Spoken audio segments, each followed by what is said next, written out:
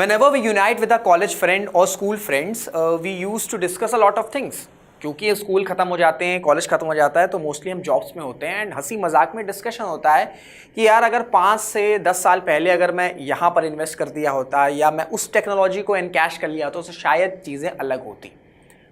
Individual level पर ये discussion एक अलग चीज़ है, लेकिन सपोज करिए किसी कंट्री के कोई फाइनेंशियल इंस्टीट्यूशन में डिस्कशन हो कि 4 से 5 साल पहले एक टेक्नोलॉजी का राइज हो रहा था एंड अगर उस वक्त हम उस टेक्नोलॉजी को कैश इन किए होते तो शायद things would have different in the next 10 years. आज की डेट में अगर हम बात करें तो क्रिप्टो करेंसी बूम हो रही है, क्रिप्टो करेंसी का बूम है एंड डोनाल्ड ट्रंप का सेकेंड टर्म जब से स्टार्ट हुआ है, उन्होंने बोला है कि जो क्रिप्टो करेंसी है उसमें ग्लोबल लीडर सेटअप करना है, ग्लोबल लीडर बनाना है यूनाइटेड स्टेट्स ऑफ अमेरिका को। तो क्रिप्टो करेंसी जो है वो बूम कर रही है। इवन इंडिया में भी जो क्रिप्टो का मार्केट है, जो क्रिप्टो यूजर्स हैं वो बड़ी तेजी से बढ़ रहे हैं। प्लस एक और इंपॉर्टेंट इवेंट हुआ और रिसेंटली ये इवेंट हुआ है जहां पर यूएसए और पाकिस्तान के बीच में एक मेमोरेंडम ऑफ अंडरस्टैंडिंग साइन हुई रिलेटेड टू क्रिप्टो करेंसी, जहां पर उस अग्रीमेंट में, उस अंडरस्टैंडिंग में यह डिस्कशन किया गया है कि पाकिस्तान में फाइनेंशियल इंक्लूजन जो है उसे प्रमोट किया जाएगा, नेशनल एसेट्स को, जो डिजिटल एसेट्स हैं या जो वर्चुअल एसेट्स हैं उनको जो है बूस्ट किया जाएगा एंड पाकिस्तान को एक रीजनल हब की तरह प्रिपेयर किया जाएगा when it comes to crypto currency. अब अगर हम भारत की बात करें तो we don't have a strategic policy when it comes to crypto currency and इसी वजह से ये डिस्कशन स्टार्ट हो चुका है, क्योंकि अब यूएस एंड पाकिस्तान के बीच में भी एक क्रिप्टो करेंसी का एंगल आ रहा है एंड अगर सपोजिटली पाकिस्तान एक क्रिप्टो करेंसी में स्ट्रॉन्ग प्लेयर बनता है तो डेफिनेटली उसका इंपैक्ट भारत की इंटरनल सिक्योरिटी पर जाएगा, क्योंकि हम पाकिस्तान की हिस्ट्री को जानते हैं। तो इसी वजह से डिस्कशन तेज हो चुके हैं कि भारत के पास भी एक स्ट्रैटेजिक क्रिप्टो करेंसी पॉलिसी होनी चाहिए एंड इसी वजह से रिसेंटली 1-2 दिन पहले ही गवर्नमेंट ने क्रिप्टो डिस्कशन पेपर्स जो है वो रिलीज किए, जहां पर जितने भी एक्सपर्ट्स हैं इस इंडस्ट्री से रिलेटेड वहां पर उनका पैनल बनाया गया है, डिस्कशन होगा एंड होपफुली शायद कुछ टाइम में हम एक प्रॉपर क्रिप्टो करेंसी की पॉलिसी देख सकते हैं। बट अगर हम आज की डेट में बात करें तो we don't have a clear cut policy regarding to crypto currency. तो आज के डिस्कशन में हम ये समझने की कोशिश करेंगे कि क्रिप्टो करेंसीज होती क्या है, यूएसए एंड पाकिस्तान के बीच में क्या मेमोरेंडम ऑफ अंडरस्टैंडिंग साइन हुई है एंड कैसे वो मेमोरेंडम ऑफ अंडरस्टैंडिंग इंडिया के इंटरनल सिक्योरिटी के लिए थ्रेट हो सकती है, क्यों भारत को एक स्ट्रैटेजिक क्रिप्टो करेंसी पॉलिसी बनानी चाहिए, क्रिप्टो करेंसी जिस पर वर्क करती है ब्लॉकचेन टेक्नोलॉजी वो कैसे वर्क करता है, क्रिप्टो करेंसीज के फायदे क्या हैं, क्रिप्टो करेंसीज के कंसर्न्स क्या, लिमिटेशंस क्या हैं, इन सब पर जो है कंप्लीट डिस्कशन जो है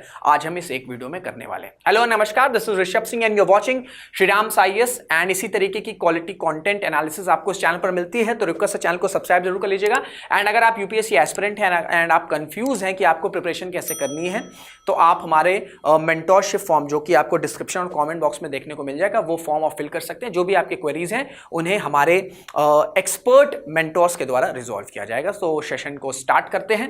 इंडियन एक्सप्रेस में ये बहुत ही अच्छा आर्टिकल आया था जहां पर ये हाईलाइट किया गया कि डेफिनेटली इंडिया को एक क्रिप्टो स्ट्रैटेजी बनानी चाहिए एंड इसका कॉन्टेक्स्ट ये है कि मैं आपको बता चुका हूं कि कुछ टाइम पहले ही मेमोरेंडम साइन हुआ यूएसए की company that is world liberty financial and Pakistan based जो पाकिस्तान क्रिप्टो काउंसिल है जो कि मार्च में ही फाउंड करी गई है। This Pakistan Crypto Council has been established in the year 2025, मतलब बस कुछ महीनों पहले ही जो है ये काउंसिल बनाई गई है and memorandum of understanding sign हुआ है जहां पर ब्लॉकचेन टेक्नोलॉजी को कैसे प्रमोट किया जा सकता है पाकिस्तान में, इस पर प्लानिंग की जाएगी, किस तरीके से फाइनेंशियल इंक्लूजन होगा ब्लॉकचेन टेक्नोलॉजी की वजह से, किस तरीके से जो अनटैप्ड नेशनल एसेट्स हैं उन्हें मोनेटाइज किया जाएगा, चाहे हम रेयर अर्थ की बात कर लें, स्टेबल कॉइन्स को इंट्रोड्यूस किया जाएगा for remittances and trade and in सब अग्रीमेंट का जो ऑब्जेक्टिव है वो ये है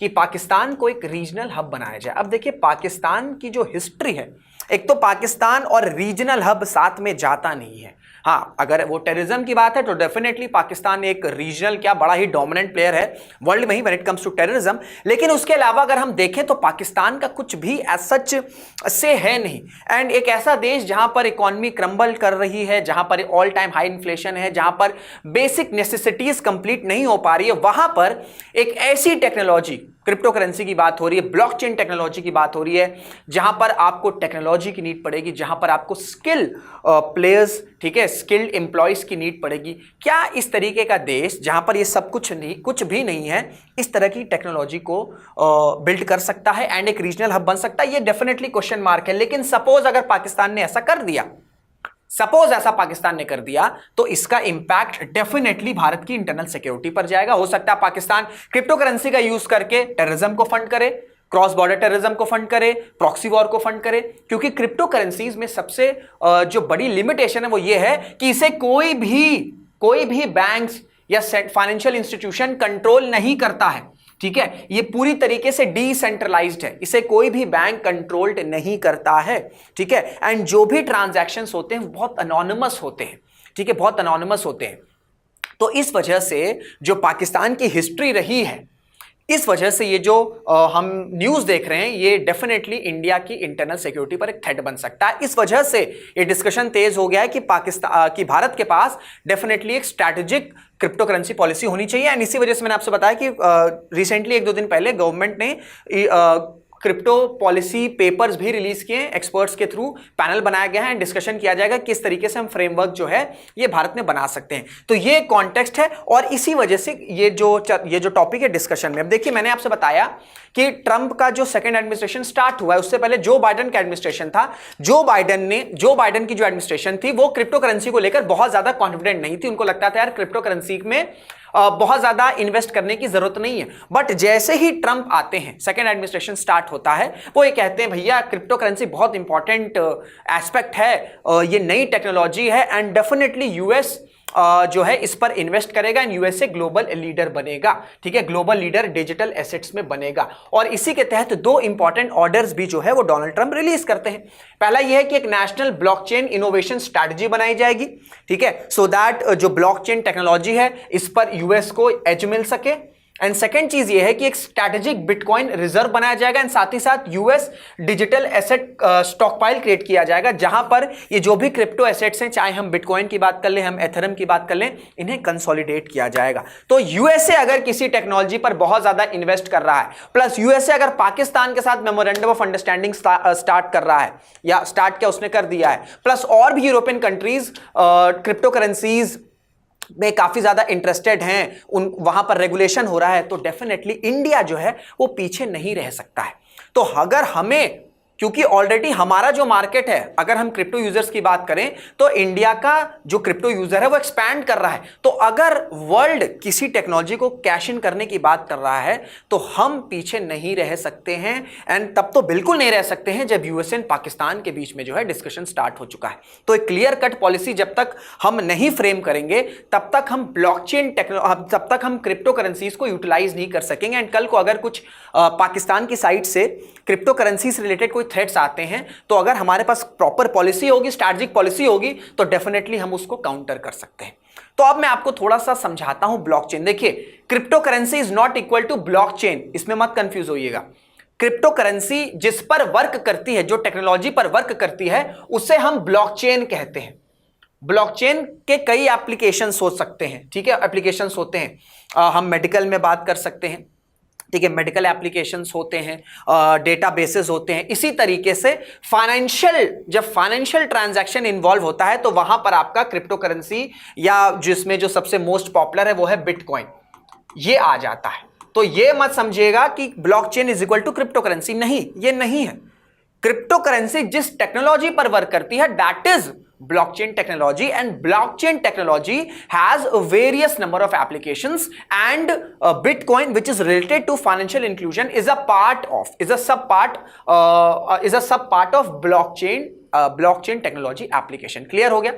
अब ब्लॉकचेन होता क्या है भाई, मैं आपको फाइनेंशियल ट्रांजैक्शंस के टर्म के थ्रू समझाने की कोशिश करूंगा, क्योंकि हमारा जो डिस्कशन है वो मोस्टली क्रिप्टो करेंसीज पर ही होने वाला है। देखिए, जो क्रिप्टो करेंसीज होती है ना, वो रेगुलाइज्ड नहीं होती है, ये डिसेंट्रलाइज होती हैं। जैसे सपोज करिए आपके पास 10 रुपए की नोट है, ठीक है, इंडियन रुपी, आपके पास 100 रुपए की नोट है। अब ये 100 रुपए आपको इस नोट पर मिलेंगे, ये कौन कहता है? ये आरबीआई कहता है। आरबीआई गारंटी करता है कि अगर आपके पास 100 रुपए हैं आपके पास अगर 100 रुपीज की नोट है तो वो वैल्यू, उस नोट की वैल्यू 100 रुपीज है, उस नोट की वैल्यू 100 रुपीज है या नहीं है या 50 है, जो भी आपके पास नोट है, वो कौन डिसाइड कर रहा है? वो रिजर्व बैंक ऑफ इंडिया कर रहा है। ठीक है, तो आरबीआई जो है वो कंट्रोल करता है, ये वैल्यू है। लेकिन अगर हम क्रिप्टो करेंसीज की बात करें तो यहां पर कोई बैंक नहीं है, कोई फाइनेंशियल इंस्टीट्यूशन नहीं है, तो फिर वैल्यू कैसे डिसाइड होगी? वैल्यू डिसाइड होती है ट्रांजैक्शन के बेसिस पर। ठीक है, ट्रांजैक्शन के बेसिस पर बिटकॉइंस की जो वैल्यू है वो घटती है, वो बढ़ती है। रादर देन अगर हम फिजिकल एसेट्स की, फिजिकल करेंसी, फिएट करेंसी की बात करें तो इस पर आरबीआई कहता है कि ये मैं वैल्यू प्रोवाइड कर रहा हूं। हम जो है एज अथॉरिटी ये साइन कर रहे हैं कि this note is equal to, और this note has a value of ₹100। But when it comes to crypto currency, क्योंकि यहां पर कोई भी बैंक इन्वॉल्व नहीं, कोई भी फाइनेंशियल इंस्टीट्यूशन इन्वॉल्व नहीं है, तो जो ट्रांजैक्शन हो रहा है बिटकॉइन का, उसके बेसिस पर जो है, डिमांड और सप्लाई के बेसिस पर जो है वो वैल्यू जो है बिटकॉइन की वो बढ़ती है और घटती है। अगर डिमांड बढ़ जाएगा, डिमांड बढ़ जाएगी बिटकॉइन की, तो प्राइसेस आप देखोगे शूट अप कर जाते हैं। अगर डिमांड घट जाएगी तो हो सकता है उसकी वैल्यू जो है वो कम हो जाएगी, फॉल डाउन हो जाएगी। तो इस वजह से, क्योंकि कोई भी सेंट्रल बैंक इन्वॉल्व नहीं, कोई भी फाइनेंशियल जो इंस्टीट्यूशन में इन्वॉल्व नहीं है, तो ऐसे में क्या होता है कि डिमांड एंड सप्लाई अगर आप ट्रांजैक्शन के बेसिस पर करेंगे, ट्रांजैक्शन के बेसिस पर करेंगे तो कंट्रोल कौन करेगा? जब होता है कि इन्फ्लेशन आने लगता है या डीवैल्यू, या जो करेंसी है वो डिप्रिशिएट होने लगती है, तो फिर जो आरबीआई है वो इंटरवीन करता है। बट अगर, क्योंकि अब इसमें कोई बैंक इन्वॉल्व नहीं, तो इंटरवीन नहीं होगा, तो इस तरीके से क्या होगी, चीजें बिल्कुल ही अलग वे में जा सकती। तो इस वजह से जो आरबीआई है या और जो देश के सेंट्रल बैंक है वो ये कहते हैं कि ये जो वर्चुअल डिजिटल एसेट्स हैं, बिटकॉइन हो गए और दूसरे भी क्रिप्टो करेंसीज हैं, क्योंकि इसमें कोई भी रेगुलेशन नहीं है, कोई इसको कंट्रोल नहीं कर रहा है, पूरी तरीके से डिसेंट्रलाइज है, इस वजह से इसके नेगेटिव इंपैक्ट्स बहुत ज्यादा हो सकते हैं। अब ये जो ब्लॉकचेन है ये कैसे काम करता है भाई? देखिए, कोई दुकान है, ठीक है, नॉर्मल स्टोर्स होते हैं, जनरल स्टोर्स होते हैं, आप देखते होंगे कि वो लोग कितना सामान बिका, कितना सामान नहीं बिका, उसकी रजिस्टर जो है वो प्रिपेयर करते हैं। इसी तरीके का लेजर होता है, ठीक है, जिसमें अगर मैंने बिटकॉइन सेंड किए, ठीक है, मैंने बिटकॉइन सेंड किए किसी यूजर को और उसको वो ब्लॉककॉइन, और उसको वो बिटकॉइन मिल गए, ठीक है, उसको वो जो है बिटकॉइन मिल गए, तो ये डेटा स्टोर होता है आपका ब्लॉक के फॉर्म्स में, ठीक है, ब्लॉक के फॉर्म्स में। अब ये जो ब्लॉक्स हैं, ठीक है, इसमें लेजर होता है, इसमें डेटा होता है। डेटा क्या हो गया? जैसे ये मेरा ब्लॉक है, ठीक है, इसमें और भी नोड्स होंगे, ठीक है, बहुत से लोग होंगे, नेटवर्क्स होंगे, नोड्स होंगे, तो जो भी डेटा, जो भी फाइनेंशियल ट्रांजैक्शन मैं कर रहा हूं बिटकॉइन के थ्रू, वो सारा डेटा जो है वो स्टोर होता चला जाता है इस ब्लॉक में। इस ब्लॉक में क्या रहता है? इस ब्लॉक में लेजर रहता है, हैश रहता है और प्रीवियस हैश रहता है। अब हैश क्या हो गया भैया? हर ब्लॉक का, जैसे आपके पास आधार आईडी होती ना, आधार आईडी क्या है? वो आपकी आइडेंटिटी है, एक यूनिक आपका आधार नंबर होता है, ठीक है, यूनिक आधार नंबर होता है। इसी तरीके से ब्लॉकचेन टेक्नोलॉजी में हर ब्लॉक का एक यूनिक नंबर होता है, ठीक है। इस तरीके से आपको नंबर देखने को मिल जाएंगे जिसमें अल्फाबेट भी होते हैं, न्यूमेरिकल्स भी होते हैं। इसका एक यूनिक नंबर फॉर्म होता है और हर ब्लॉक का एक हैश जो है वो प्रिपेयर हो जाता है। अब ये जो ब्लॉक्स होते हैं इसमें डेटाबेस होता है, इसमें हैश होता है, इसमें प्रीवियस हैश होता है। अब सपोज करो ये ब्लॉक फिल हो गया भाई, हर एक ब्लॉक की, हर एक बॉक्स है उसकी कैपेसिटी होती है। सपोज करिए आपके पास वाटर बॉटल है, वो वाटर बॉटल की कैपेसिटी है, जब वो कैपेसिटी फिल हो जाएगी तो जो पानी वो ओवरफ्लो होने लग जाएगा। इसी तरीके से इसमें इंफॉर्मेशन जब ये ब्लॉक आपका फुल हो जाता है तो फिर क्या होता है, फिर ये दूसरे ब्लॉक से कनेक्ट होता है। फिर अब जो डेटा है यहां पर, जो अब डेटा यहां पर नहीं स्टोर हो पाएगा क्योंकि फुल हो चुका है, वो इस ब्लॉक में शेयर होगा। इसी साथ का इसका भी डिफरेंट हैश क्रिएट होगा, इसका भी एक यूनिक हैश होगा। फिर अगर जब ये डेटा फुल हो जाएगा, जब ये ब्लॉक में डेटा फुल हो जाएगा तो फिर ये तीसरा ब्लॉक आ जाएगा, ठीक है, इसका भी एक यूनिक हैश होगा। तो इस तरीके से ये जो फाइनेंशियल ट्रांजैक्शन की इंफॉर्मेशन है ये एक चेन से कनेक्ट हो जाती है जिसे हम ब्लॉकचेन कहते हैं, ठीक है, जिसे हम क्या कहते हैं, जिसे हम ब्लॉकचेन कहते हैं। अब ये देखो, ब्लॉकचेन को क्यों बोला जाता है कि बहुत सिक्योर है, यहां पर फ्रॉड नहीं हो सकते हैं। उसका रीजन ये है कि अब ये नोड है, ठीक है, जस्ट अ सेकेंड, ये ब्लॉक है, ये ब्लॉक 1 है और इसमें मैं हूं, ऋषभ मेरा नाम है, मैंने एक बिटकॉइन सेंड किया। सपोज करो मैंने एक बिटकॉइन सेंड किया, ठीक है। अब ब्लॉक में जितने भी नोड्स हैं, ठीक है, और जितने भी नेटवर्क्स हैं, ये सबको पता चलेगा कि अच्छा ऋषभ ने जो है एक बिटकॉइन सेंड किया है या एक बिटकॉइन भेजा है, ठीक है, एक बिटकॉइन भेजा है। ये सारा जो इंफॉर्मेशन है वो एक यूजर के पास नहीं जा रहा है, ये सब नोड्स के, ये जितने भी नेटवर्क्स हैं सबके पास जा रहा है, ठीक है। तो अगर सपोज करो मुझे कोई डेटा चेंज करना है, ठीक है, अगर मुझे कोई डेटा चेंज करना है तो क्या होगा, ये जो हैश है ना ये बदल जाएगा, ये चेंज हो जाएगा। क्यों? क्योंकि मैंने एक डेटा चेंज कर दिया है। तो जब ये हैश चेंज हो जाएगा, जब ये हैश नंबर चेंज हो जाएगा तो सबको पता चल जाएगा कि अच्छा भाई कोई ना कोई डेटा में गड़बड़ी हुई है। तो इस वजह से बड़ा सिक्योर है, यहां पर फ्रॉड्स नहीं हो सकते हैं। प्लस एक और चीज है कि अगर मुझे सपोज करो कोई डेटा चेंज करना है, एक इसमें कॉन्सेप्ट होता है वर्क ऑफ टाइम। मुझे एक डेटा चेंज करने में कम से कम 10 से 15 मिनट लगेंगे। अब सपोज करें मेरे बहुत सारे डेटा हैं तो चेंज करने में तो भाई मुझे सालों लग सकते हैं। एक ये फैक्टर हो गया, समय बहुत ज्यादा लगेगा। प्लस अगर मुझे कोई डेटा चेंज करना है तो इस ब्लॉक में जितने भी नेटवर्क्स हैं सबसे ये पूछा जाएगा, मैं पूछूंगा कि भैया मुझे ये डेटा चेंज करना है, ठीक है, जो भी मेरे इश्यूज हैं। तो जब ये जितने भी नेटवर्क, ये जो ब्लॉक में नोड्स हैं, नेटवर्क्स हैं, ये मेजॉरिटी में जब तक नहीं कहेंगे कि हाँ ठीक है आप डेटा चेंज कर लो, तब तक डेटा चेंज नहीं होगा। And it is next to impossible कि आप एक ब्लॉक में जितने भी नेटवर्क्स हैं आप सबको कन्विंस कर रहे हो कि हाँ भाई मैं डेटा चेंज करना चाहता हूं, भाई अलाउ कर दो मुझे। तो एक तो टाइम और दूसरा कंसेंसस रूल, ठीक है, कंसेंसस रूल, इन दोनों के बाद ही जो है आप किसी डेटा को चेंज कर सकते हो। इसी वजह से क्या होता है कि जो भी डेटा स्टोर हो रहा है, जो फाइनेंशियल ट्रांजैक्शन के डेटा स्टोर होते चले जा रहे हैं, वो चेंज नहीं होते हैं।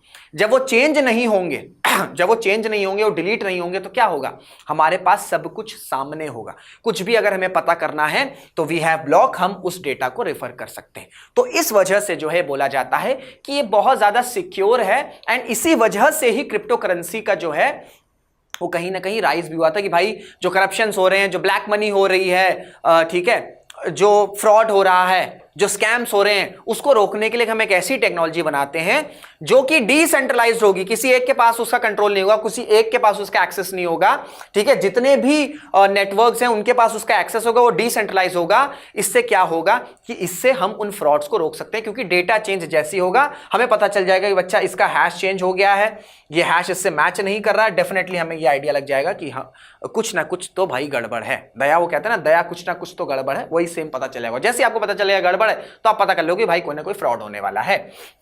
जैसे ये डेटा है, ठीक है, ये डेटा है, सपोज करिए एक ट्रांजैक्शन है, ये ब्लॉकचेन में एंटर होता है, ठीक है। अब ये जो ब्लॉक है ये बता रहा है कि इसमें डेटा क्रिएट हो चुका है, ठीक है, इसमें डेटा क्रिएट हो चुका है। अब ये जो डेटा है, जैसे मैंने आपको बताया कि भाई मैंने ब्लॉकचेन भेजा, अब ये जो डेटा है ये इस ब्लॉकचेन में या इस ब्लॉक में जितने भी नेटवर्क्स हैं, ठीक है, जितने भी नोड्स हैं या नेटवर्क हैं, ये सबको पता चलेगा। अच्छा ऋषभ ने जो है वो ब्लॉकचेन भेजा है, एक्स को भेजा है, एक्स मतलब अल्फाबेट जो है वो, ठीक है, उसको भेजा है। तो the block is broadcast to all the nodes in the blockchain network. और इसके बाद क्या होगा कि अब अगर मैंने को कोई डेटा चेंज करना है, सपोज करो भाई मैंने डेटा भेज दिया, अब सबके पास इंफॉर्मेशन है, अब मुझे डेटा चेंज करना है तो मैं सबसे पूछूंगा भाई मुझे डेटा चेंज करना है, मुझे बताओ मैं डेटा चेंज करूं ना करूं। अगर सब टिक मार्क करेंगे उसके बाद ही जो है ये परमिशन होगी कि मैं डेटा चेंज कर सकता हूं या नहीं कर सकता हूं। और जैसे ये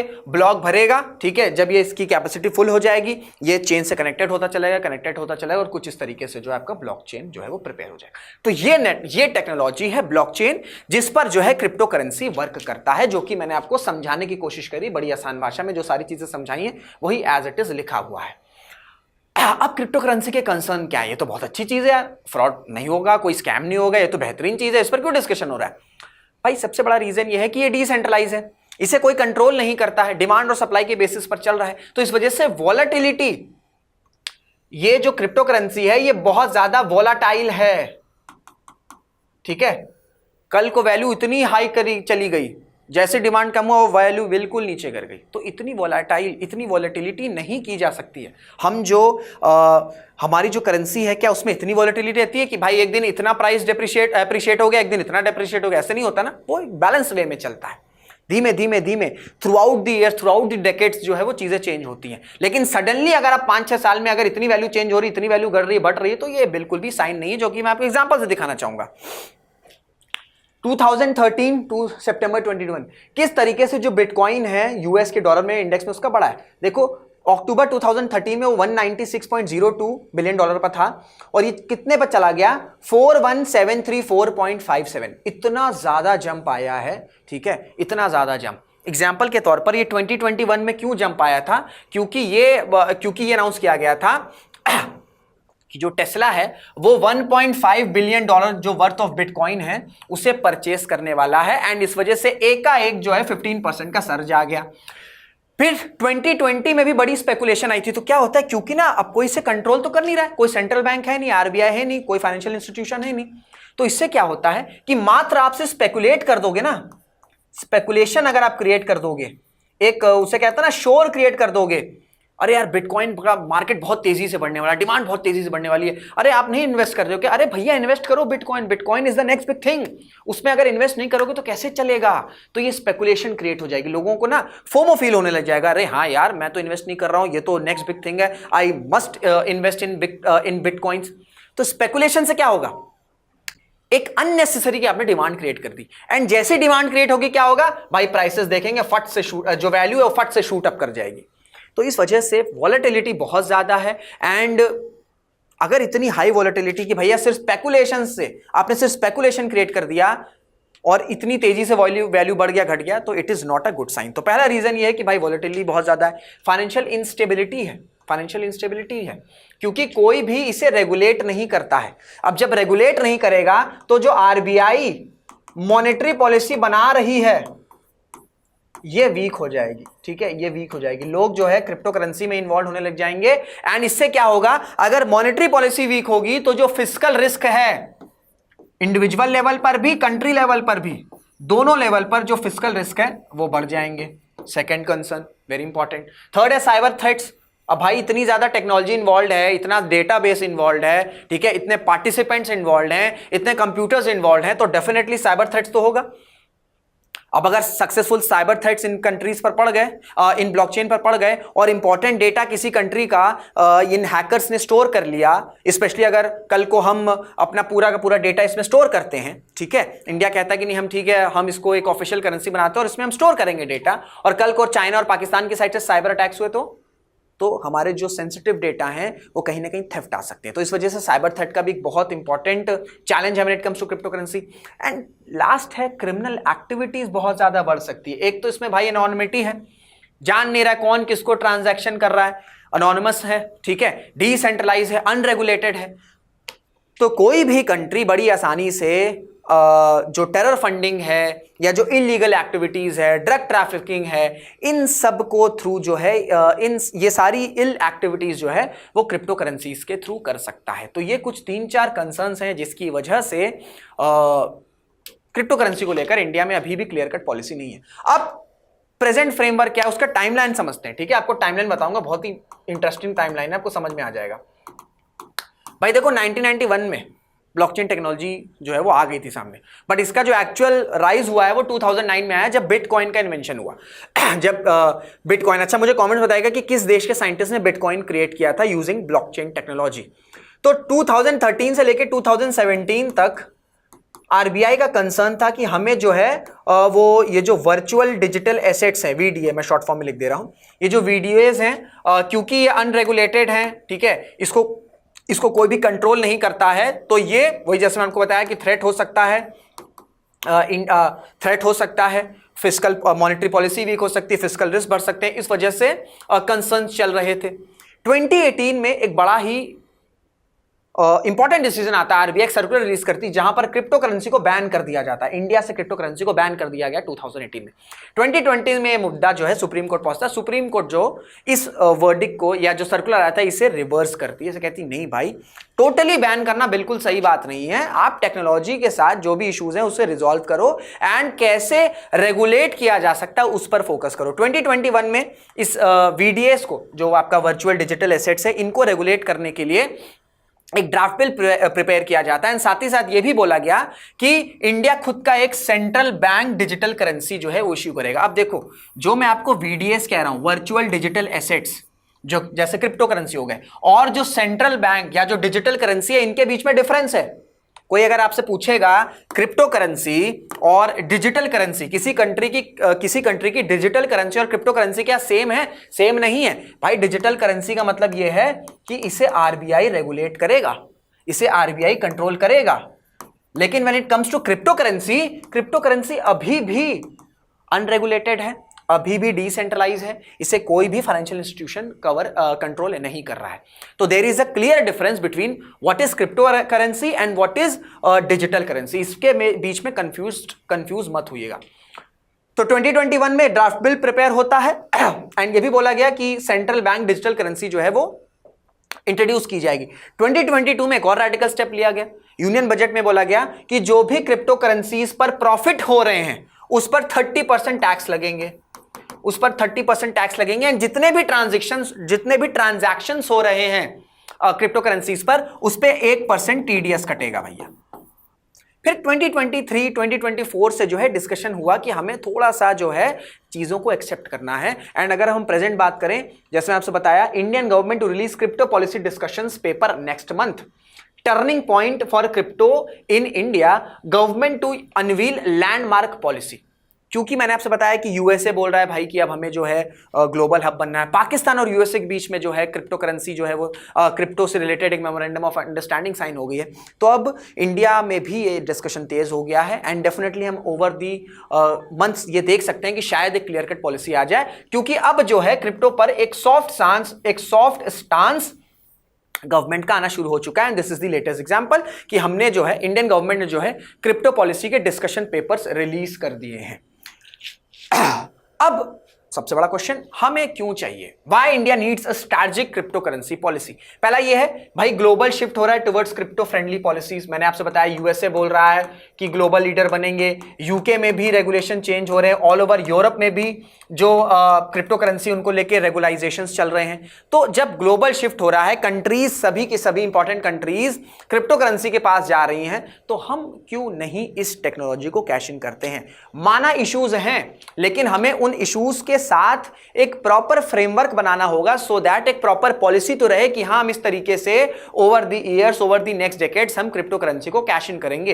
एंड किस तरीके से शिफ्ट हो रहा है आपको मैं एग्जांपल दिखाना चाहूंगा। Despite global crisis and crackdowns, bitcoin remains on an upward path. आप देख सकते हो, चाहे जो भी क्राइसिस आया हो, ग्रीक डेब्ट क्राइसिस हो, डोनाल्ड ट्रम्प इनॉग्रेशन हो, चाइना यूएस ट्रेड वॉर हो, कोविड-19 आउटब्रेक हो, रशिया इन्वेड्स यूक्रेन हो, El Salvador adopts bitcoin as legal tender हो, यूएस रीजनल बैंक कोलैप्स हो, ठीक है, जो भी हो, इजराइल हमास वॉर ब्रेक्स हो, इतनी क्राइसिस हो रही हैं, ठीक है, इतनी क्राइसिस हो रही हैं, लेकिन आप देखोगे कि जो बिटकॉइन है इसकी वैल्यू, ठीक है, ये एक अपवर्ड पाथ पर ही जा रही है। दैट मींस ये दिखा रहा है कि जो कंट्रीज हैं वो बिटकॉइन की तरफ जा रही है, क्रिप्टो करेंसीज की तरफ जा रही है। अब ये देखो, which asset classes delivered the highest annualised returns last 7 years, last 6 years, last 5 years, last 4 years, last 3 years।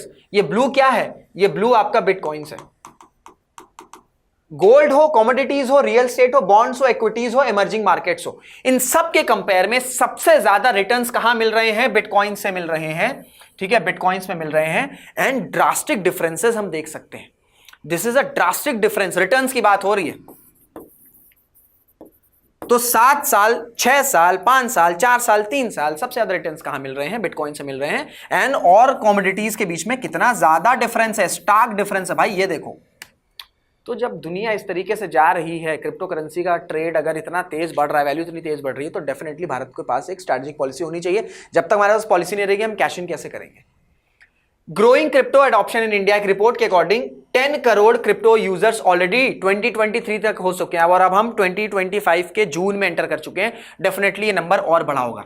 तो जब हमारी कंट्री में इतने ज्यादा यूजर्स हैं और कंट्रीज अगर क्रिप्टो करेंसी के पीछे भाग रही हैं, तो हम अपनी मार्केट, हम अपनी पॉपुलेशन का इस्तेमाल करके क्रिप्टो में ऑटोमेटिकली ही ग्लोबल हब बन सकते हैं। लेकिन इन सबको कैश इन करने के लिए हमें एक पॉलिसी तो चाहिए, एक स्ट्रैटेजिक पॉलिसी होगी, तभी तो लोगों को पता चलेगा कि हाँ इस तरीके से इन्वेस्ट करना है, इस तरीके से हमें आगे बढ़ना है। एक क्लियर कट पॉलिसी नहीं होगी तो इस बेस का हम यूज ही नहीं कर पाएंगे। सेकंड हो गया addressing risk and challenges, crypto currencies faces like frauds, money laundering and volatility. ठीक है, तो ये मैं आपको बता चुका हूं, जो कंसर्न्स है इन्हें एड्रेस करना है। टोटली बैन करने के बजाय हम इन सब इश्यूज को रिजॉल्व कर सकते हैं, वो ज्यादा बेटर रहेगा। वो कैसे होगा? वो एक जब तक स्ट्रेटेजिक पॉलिसी नहीं होगी। And last and most important, जो पाकिस्तान ने क्रिप्टो पैक्ट साइन किया है वो भारत की इंटरनल सिक्योरिटी पर डेफिनेटली एक रिस्क है। क्रिप्टो करेंसी का अगर हब बनता है या छोटा मोटा भी प्लेयर पाकिस्तान बनता है, हम ये जानते हैं क्रॉस बॉर्डर टेररिज्म होगा, टेररिज्म को फंडिंग होगी, प्रॉक्सी वॉर किया जाएगा। और ये गलती एक बार भारत और दोहरा चुका है। 1980s में जब ये बात उठी थी कि पाकिस्तान जो है न्यूक्लियर वेपन्स बनाने की तैयारी कर रहा है, तो यही इंडिया की साइड से आया था, अरे पाकिस्तान के पास इतनी टेक्नोलॉजी, इतना दिमाग, इतने साइंटिस्ट नहीं कि वो न्यूक्लियर वेपन्स बना पाएगा, बट उसने बना दिया। और यही न्यूक्लियर वेपन का जो है वो ब्लैकमेल कर रहा है 1999 से, कारगिल वॉर से लेके अब तक वही न्यूक्लियर वॉर का जो है ब्लैकमेल पाकिस्तान कर रहा है। तो इंडिया ये सेम मिस्टेक अभी नहीं कर सकता है। हम हल्के में नहीं ले सकते हैं कि हाँ यार उनके पास तो टेक्नोलॉजी नहीं है, उनके पास इकोनॉमी नहीं है, उनके पास लोग नहीं है, एम्प्लॉयज नहीं है, तो क्या ही क्रिएट करेगा। लेकिन वी नेवर नो, पाकिस्तान कुछ भी कर सकता है। तो इसको काउंटर करने के लिए we need a proper policy, proper strategic policy, so that हम ज्यादा से ज्यादा जो क्रिप्टो करेंसी का मार्केट है उसे भारत तक ला सके। तो ये कुछ रीजंस हैं जिसकी वजह से जो क्रिप्टो करेंसी है उस पर डिस्कशन स्टार्ट हो चुका है कि भारत को डेफिनेटली ये देखना चाहिए कि उसके पास एक स्ट्रैटेजिक क्रिप्टो करेंसी की पॉलिसी हो। बाकी आपके थॉट्स क्या हैं क्रिप्टो करेंसी पे? आपके जो भी थॉट्स हैं वो आप कमेंट बॉक्स में बता सकते हैं। वीडियो अगर अच्छी लगी होगी, सेशन अगर इंटरेस्टिंग लगा होगा तो इसे लाइक भी जरूर करिएगा, कॉमेंट भी जरूर करिएगा एंड शेयर भी जरूर से करिएगा। तो इसी के साथ इस वीडियो को एंड करते हैं। Till then this is Rishabh Singh signing off. जय हिंद, जय भारत।